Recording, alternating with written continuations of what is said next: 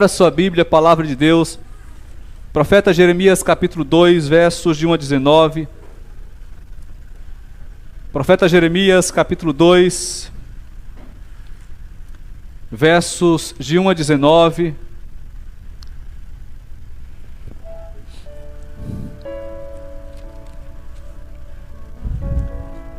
Essa noite eu venho lhe dizer uma palavra em nome de Jesus Cristo. Não deixe que o seu coração se esfrie. Sabe, irmãos, existe uma palavra profetizada pelo maior de todos os profetas, Jesus Cristo. Ele disse lá em Mateus que por se multiplicar o pecado, o amor se esfriaria de quase todos. E o mundo está caminhando rapidamente para cumprir essa palavra, essa profecia.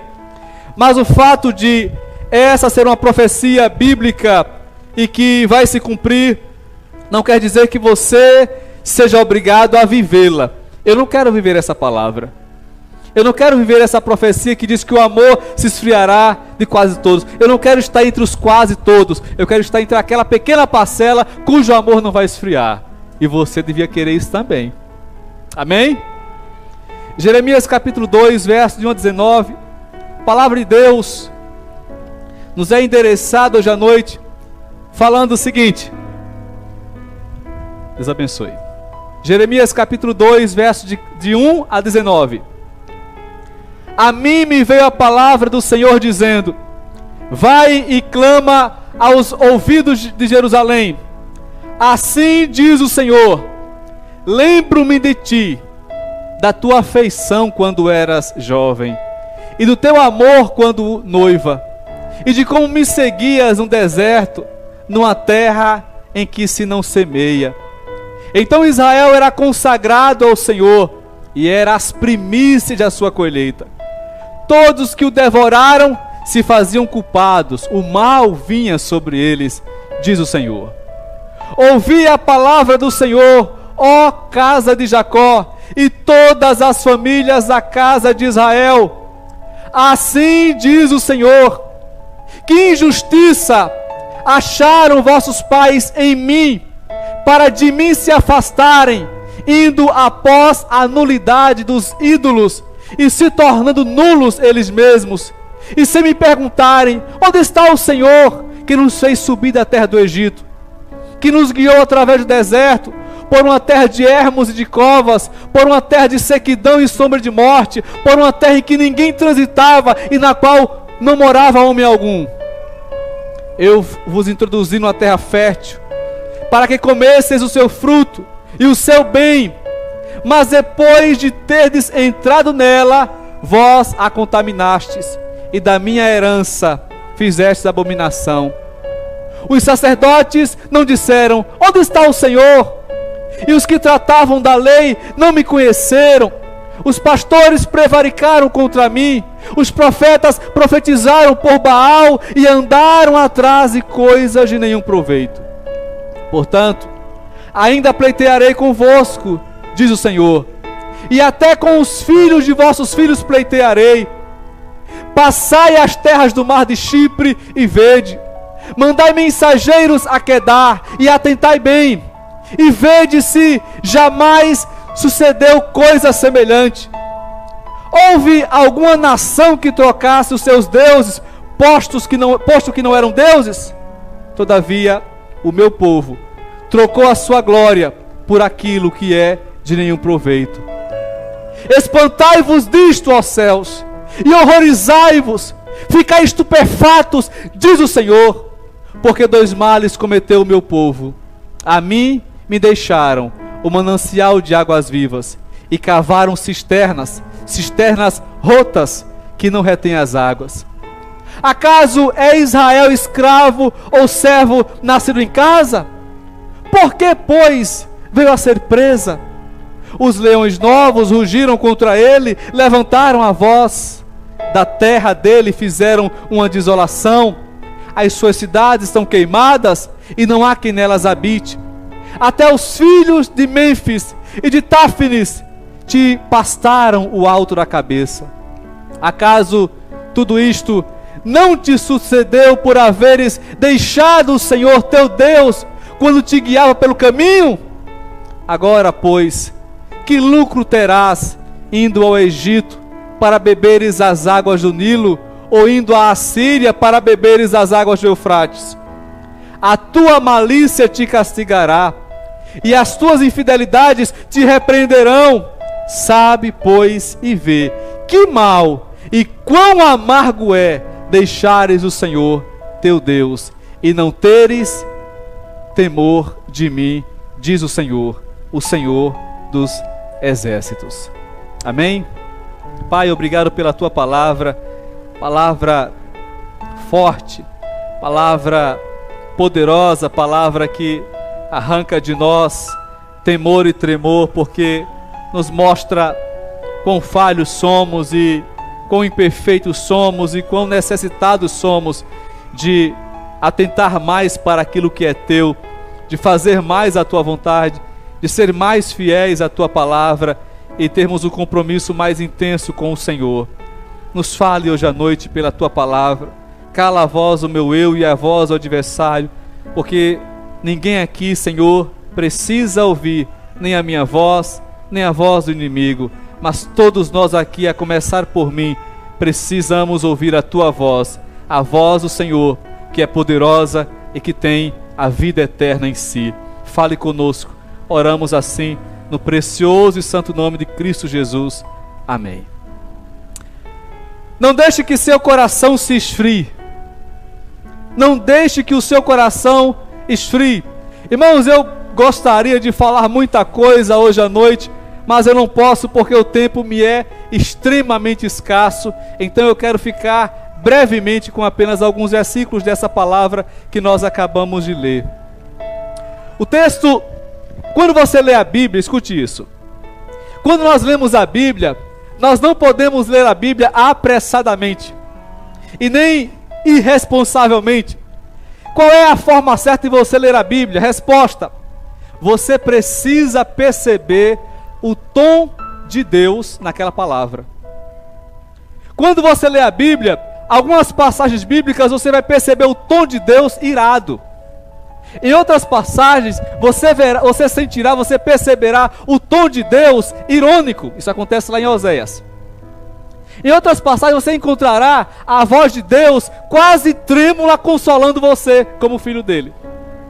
Mas nessa passagem que nós acabamos de ler, Deus não mostra ira, Deus não mostra consolação, mas existe um sentimento no coração de Deus de frustração, se é que eu posso usar essa expressão para Deus.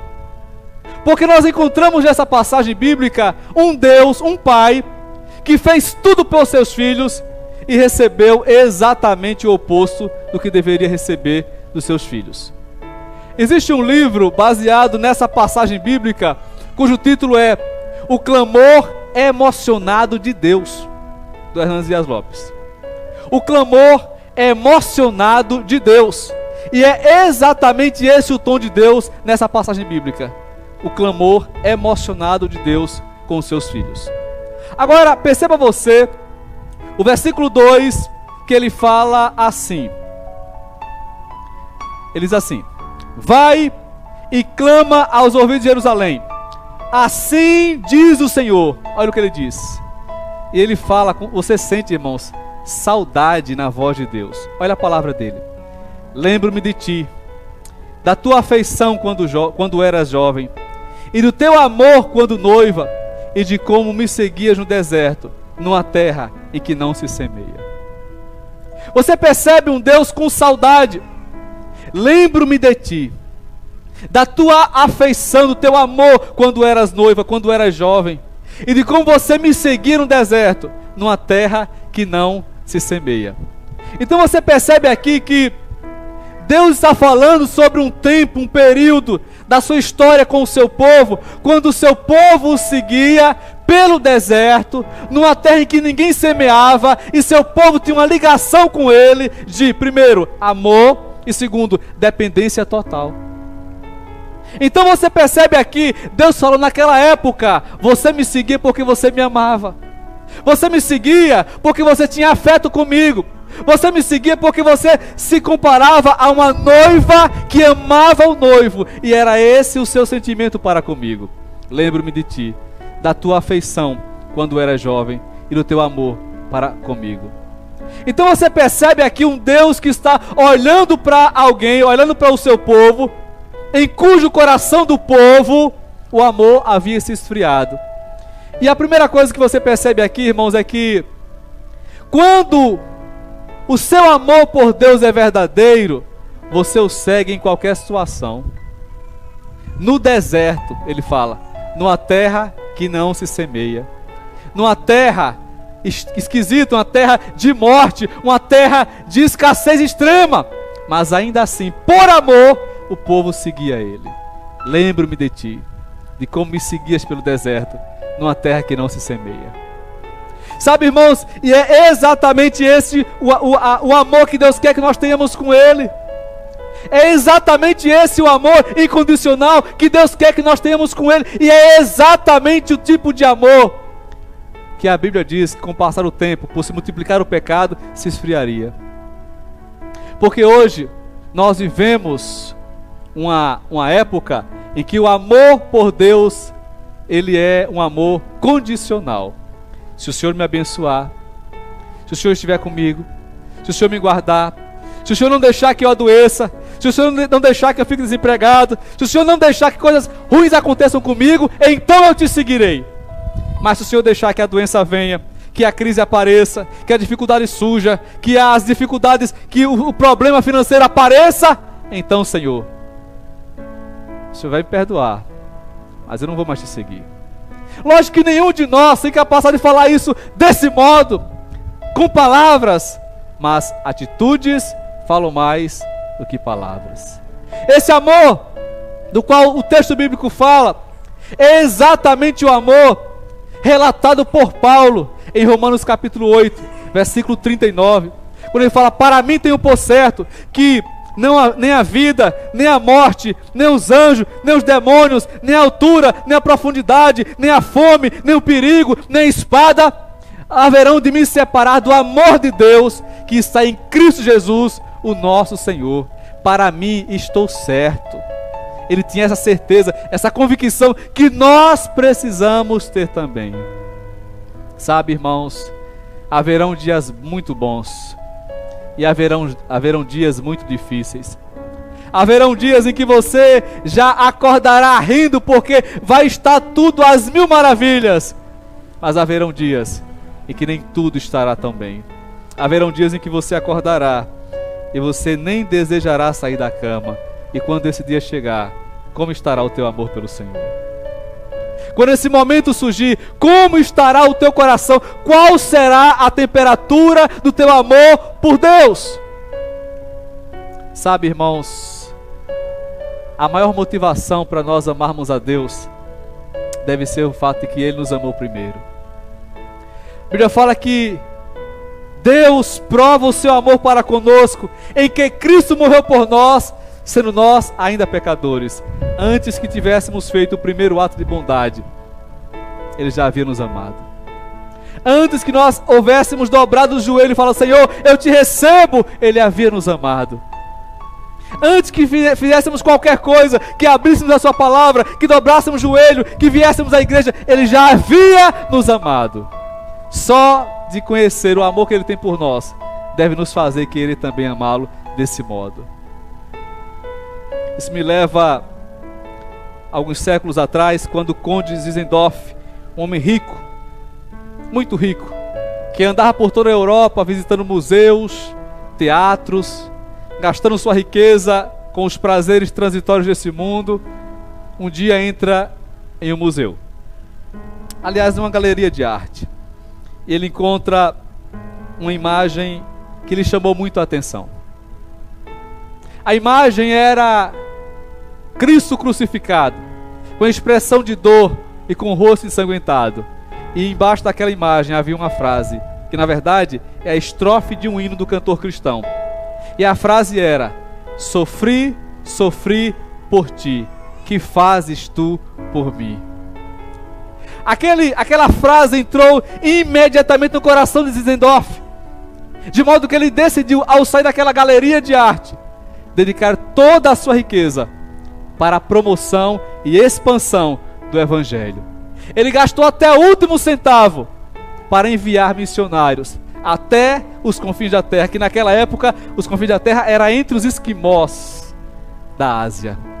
E ele enviou todo mundo que ele pôde, justamente porque ele entendeu que o que Cristo fez por ele, fez por amor, e que agora era a vez dele de agir reciprocamente com relação ao amor que Jesus havia dedicado a ele. Segunda coisa que nós percebemos no versículo 5, ele fala assim, verso 5: assim diz o Senhor, que injustiça acharam vossos pais em mim, para de mim se afastarem, indo após a nulidade dos ídolos e se tornando nulos eles mesmos. E essa pergunta é uma pergunta retórica. Essa pergunta é uma pergunta que a resposta simples é nenhuma. Que injustiça as pessoas acharam em Deus para se afastarem dele? Nenhuma. Em Deus não há injustiça. Em Deus não há mudança nem sombra de variação. Em Deus não há falha. Em Deus não há pecado. E a grande pergunta que ecoa aos nossos ouvidos hoje é: que falha nós encontramos em Deus que achamos o bastante, grande o bastante, para nos separarmos dele? Em Deus não há falha. Em Deus não há erro. Então, perceba você que não é necessário que você se frustre com Deus para que o seu amor por Ele se esfrie, porque você nunca achará uma falha em Deus. Mas ainda assim, dia após dia, as pessoas se afastam e se separam de Deus. Mesmo não achando falhas em Deus, mesmo não achando defeito em Deus, você pode até falar o seguinte: olha, o fulano era meu amigo, mas depois eu vi umas coisas nele que não me agradaram, eu preferi me afastar. Tudo bem? Você sempre vai achar falhas nas pessoas. Você sempre vai achar defeito nas pessoas. Você sempre achará erros nas pessoas, alguns tão gritantes que obrigará você a se afastar delas. Mas você nunca achará uma falha em Deus, um defeito em Deus, uma razão para se afastar de Deus. Você nunca achará. Você pode procurar, você pode passar a eternidade inteira procurando, você nunca achará uma falha em Deus.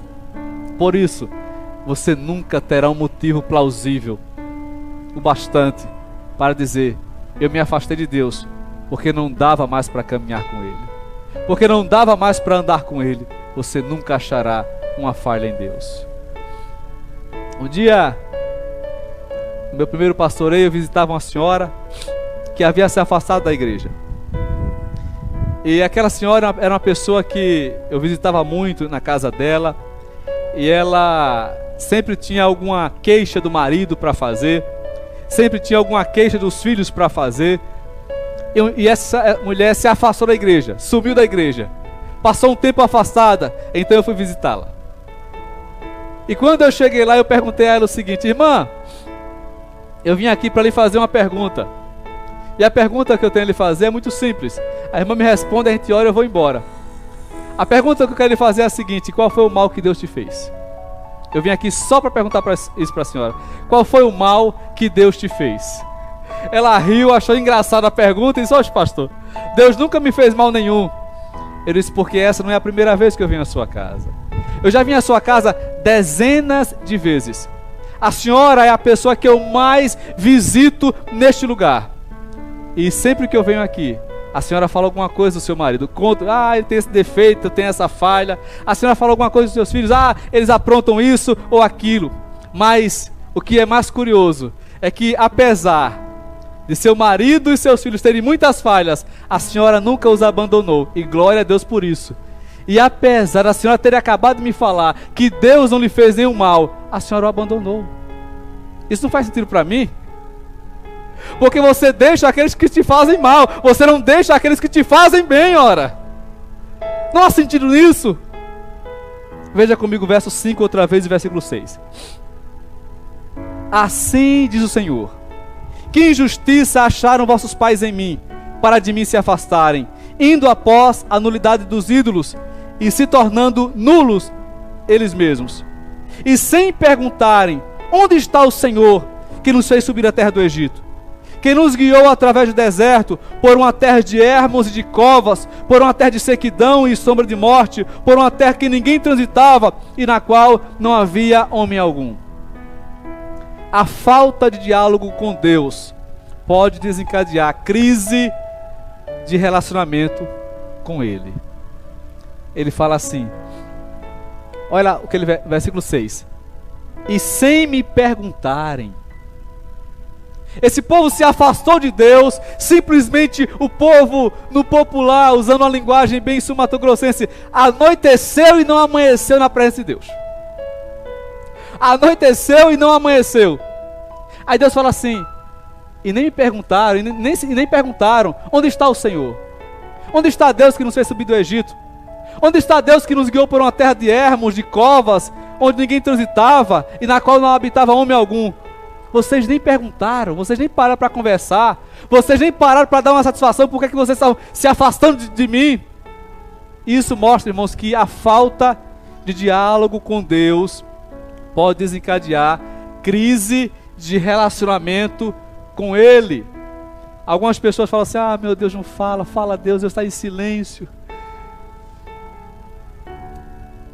E nós falamos sempre que a oração é um diálogo, e eu aprendi que pessoas educadas, quando dialogam, tem um momento de falar e de ouvir. Quando um cala, o outro fala. Quando um fala, o outro cala, não é assim? O diálogo não é assim? E eu fico pensando se Deus está em silêncio ou se elas aqui estão em silêncio com Deus. Se a oração é um diálogo entre você e Deus está calado, no meu entender, é porque é a tua vez de falar e a dele de calar.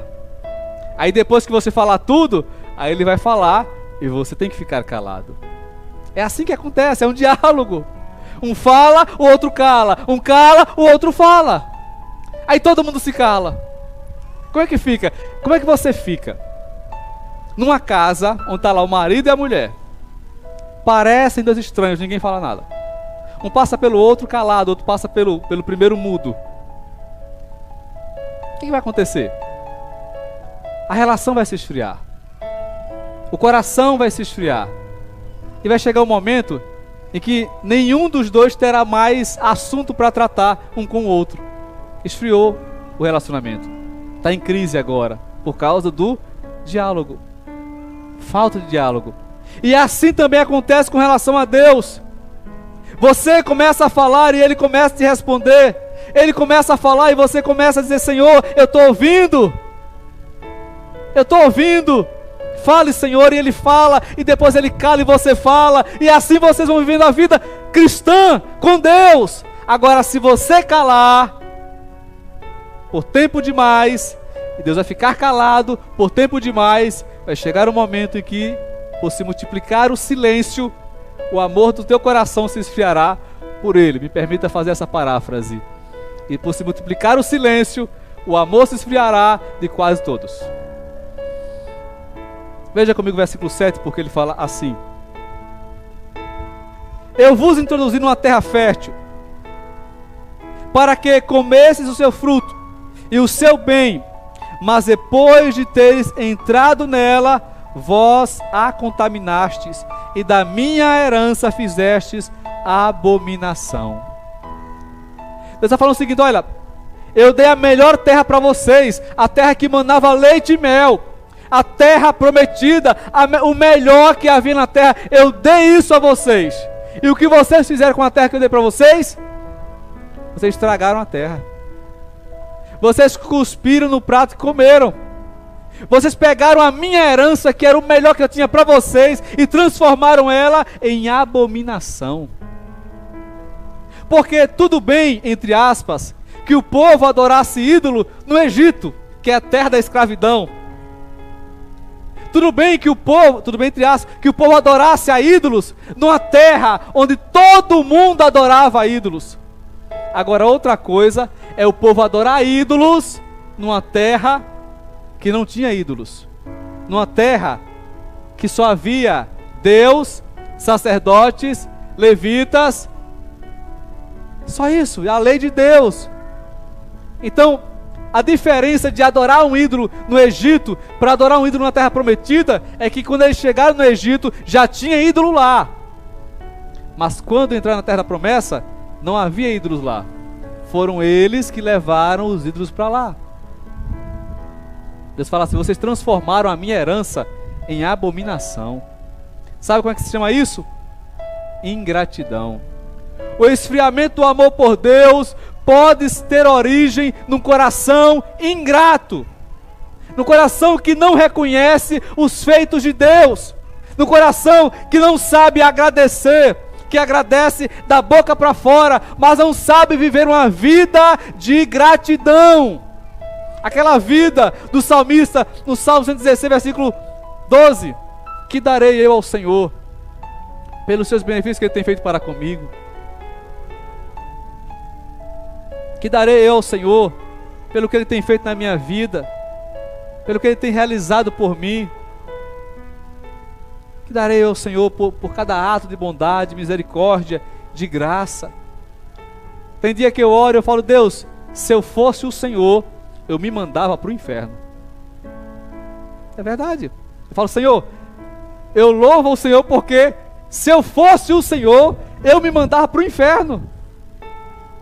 Porque, Senhor, eu sou um pecador. Eu sou um pecador.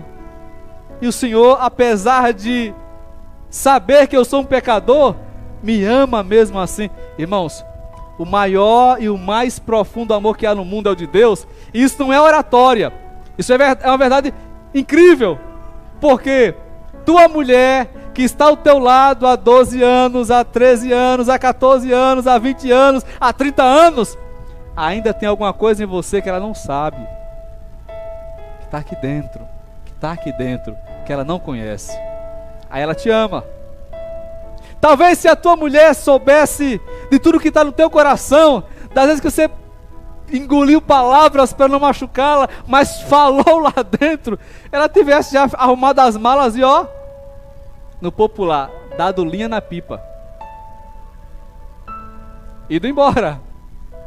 Mas ela está com você. Agora imagine Deus.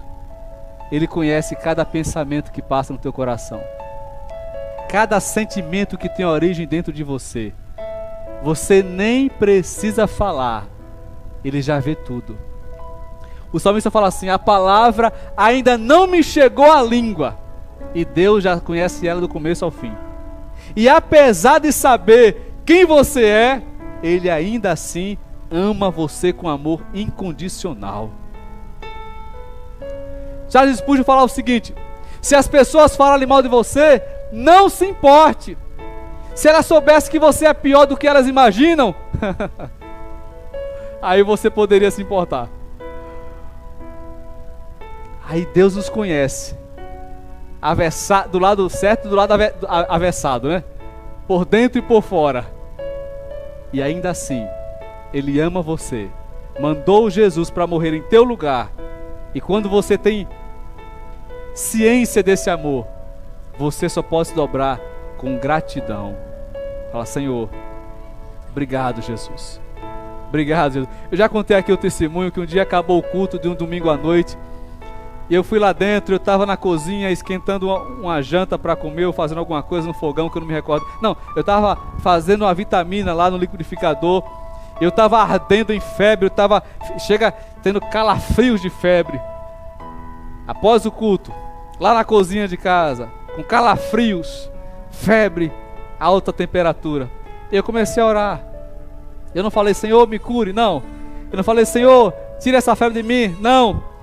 Eu falei assim: Senhor, eu não valho nada, mas o Senhor é tão bom. Eu não valho nada, mas o Senhor é tão bom. Eu não valho nada, mas o Senhor é tão bom. E quando eu terminei de fazer aquela vitamina, a febre tinha ido embora, o calafrio tinha desaparecido, eu fiquei bom. Porque eu não valho nada, mas Ele é tão bom. Ele é muito bom. Ele é muito bom.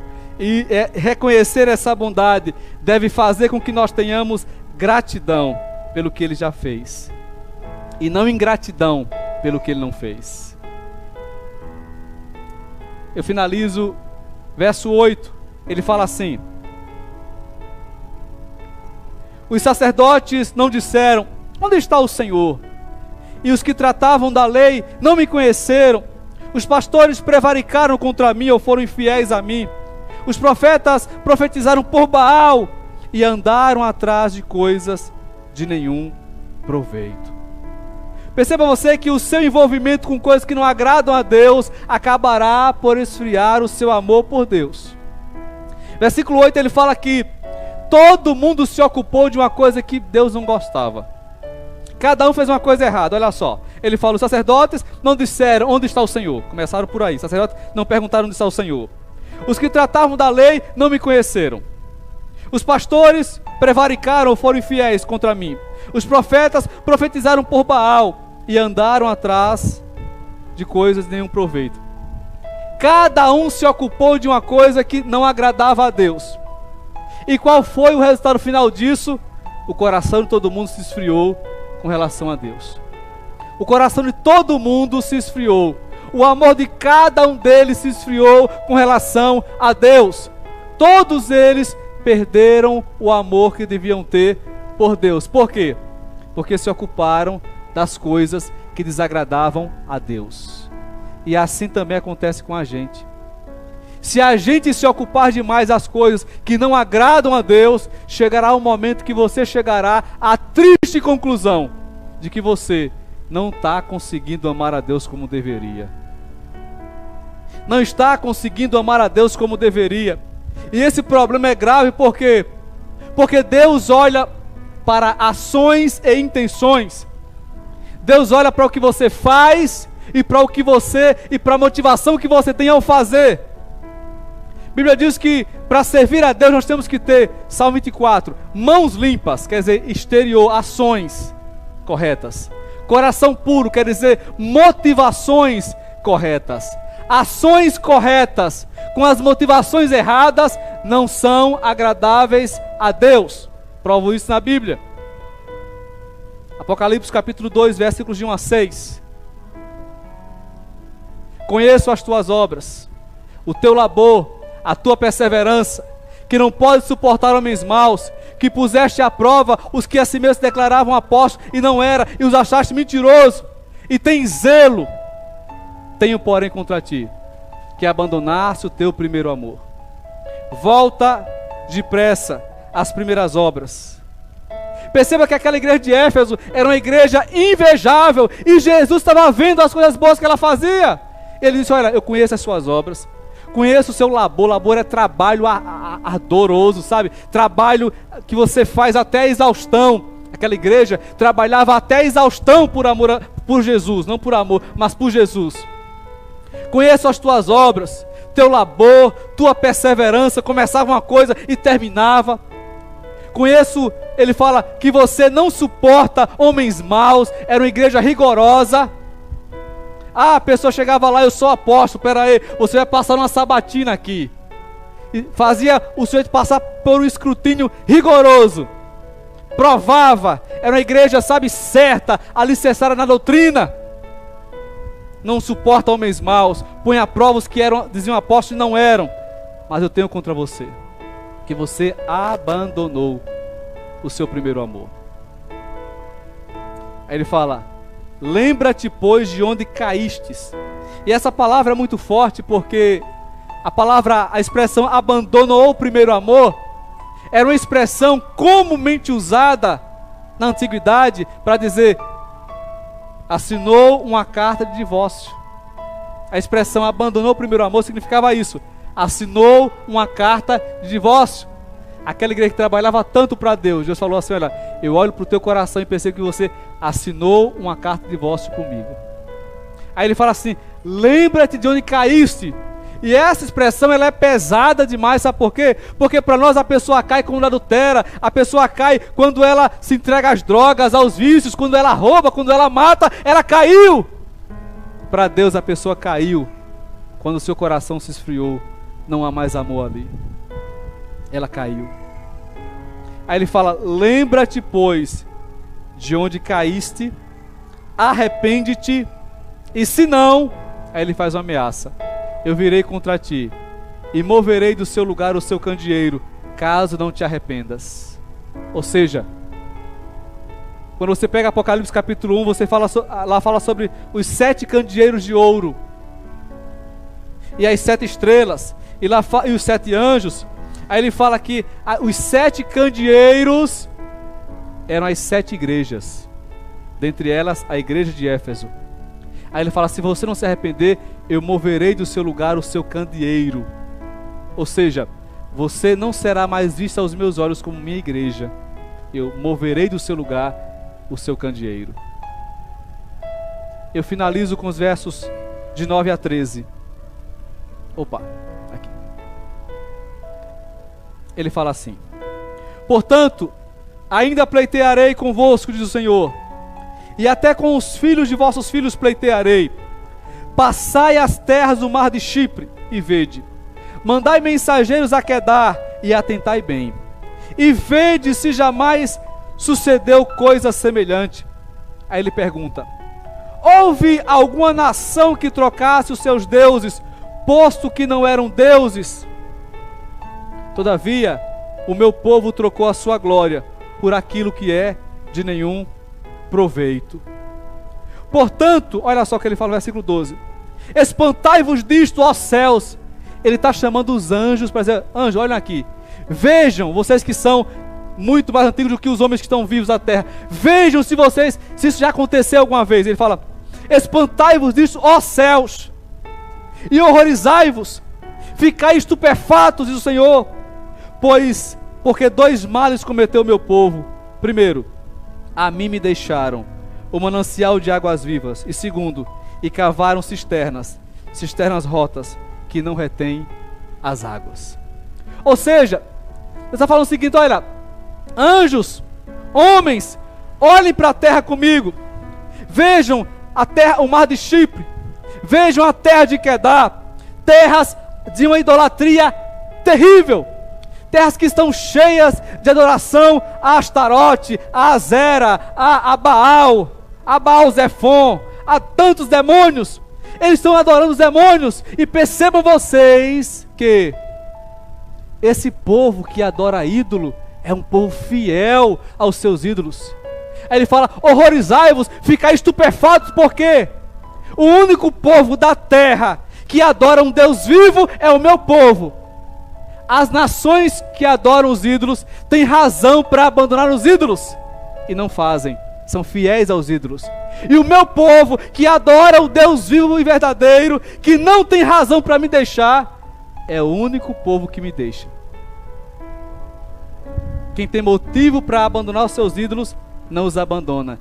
E quem não tem motivo para deixar o seu Deus, acaba deixando.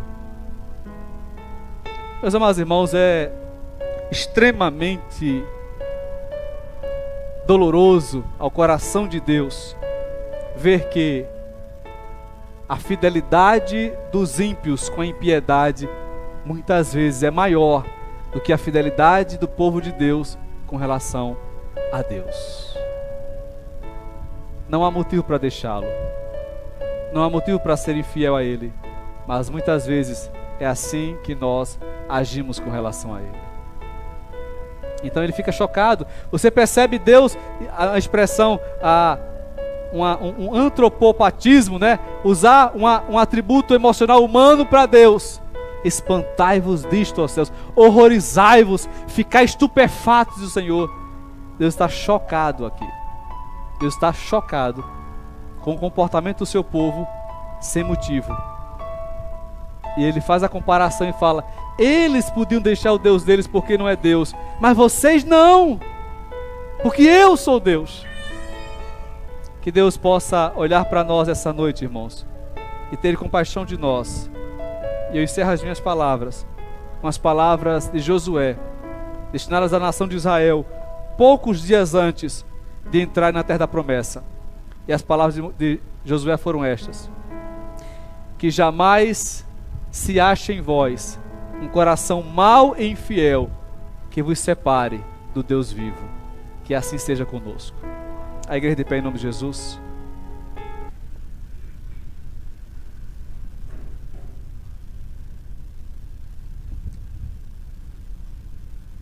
Senhor, perdoa o nosso coração mau e infiel. Senhor, perdoa o nosso coração transgressor, por vezes leviano, por vezes um coração interesseiro, que fica ao teu lado quando tudo vai bem, mas que te deixa quando tudo não vai bem. E ao contrário também, Senhor. Perdoa o nosso coração quando nós estamos contigo, apenas quando tudo vai mal, mas quando as bênçãos chegam, nosso coração se esquece de quem é o Senhor. Que não haja em nós um coração mau e infiel, que nos separe de Ti, Senhor.